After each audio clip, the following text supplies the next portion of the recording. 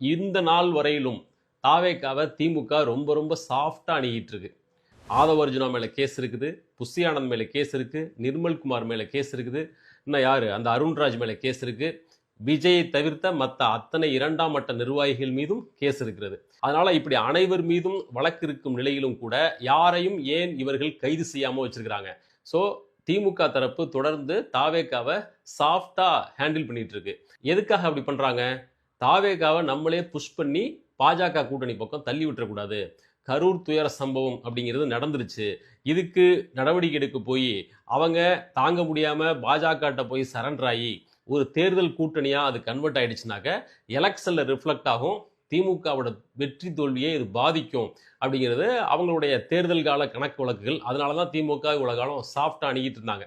But இப்ப நடக்கிற விவரங்களை வச்சு பார்க்கும்போது தாவேக்கா திட்டவட்டமா அதிமுக பாஜக கூட்டணி நோக்கி பக்கத்துல போயிடுச்சு அப்படிங்கிறது தெரியுது. இது இன்னும் கொஞ்சம் கன்ஃபார்ம் ஆயிடுச்சுன்னு வச்சுக்கோங்களேன். திமுகவோட அணுகுமுறை அதன் முகம் இப்படி இருக்காது. திமுகவுக்குன்னு ஒரு கடந்த கால வரலாறு இருக்குது.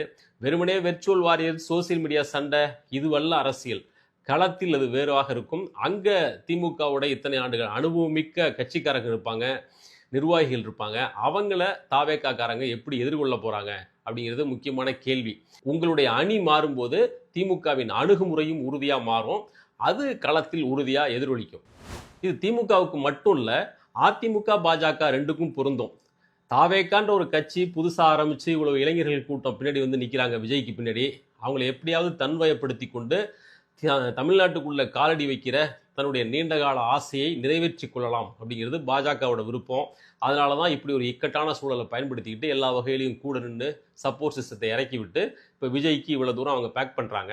எடப்பாடி பழனிசாமியை பொறுத்தவரையிலும் இந்த தேர்தலில் அவர் ஜெயிக்கலைன்னா மறுபடியும் சிலுவம்பாளையத்துக்கு கிளம்பணும். அதனால எப்படியாவது ஜெயிச்சிடணும் அப்படிங்கிறதுக்கு விஜயை வருந்தி வருந்தி கூட்டணிக்குள்ள அழைக்கிறாரு. தமிழ்நாட்டின் முன்னாள் முதலமைச்சர், மிகப்பெரிய கட்சியோட தலைவர், இன்னமும் கட்சி ஆரம்பிச்சு ஒரு தேர்தலை கூட சந்திக்காத ஒரு கட்சி, அந்த கட்சியில் அடையாளம் தெரியாத யாரோ 2 தொண்டர்கள் அவங்க கட்சி கூடிய வச்சு ஆட்டுறாங்க அப்படின்னு சொல்லி அப்படியே புலங்காகிதப்பட்டு பாருங்க நம்மளை நோக்கி வந்துட்டாங்க, கூட்டணிக்கு வரப்போறாங்க அப்படின்னு சொல்லி சந்தோஷப்பட்டு பேசுறாரு. அவருக்கு தான் செய்து கொண்டிருப்பது ஒரு அதிமுக என்ற ஒரு கட்சியின் பாரம்பரியத்தையும் அதனுடைய லெகசியையும் கீழே பிடிச்சி இழுக்கிற வேலை. இவ்வளவு பெரிய கட்சி தலைவர் செய்யற வேலையாது அப்படின்ற சென்ஸ் கூட இல்லாம எடப்பாடி பழனிசாமி அப்படி பேசுறாரு. ஆக மொத்தத்துல அவங்களுக்கு ஒரு நோக்கம் இருக்குது.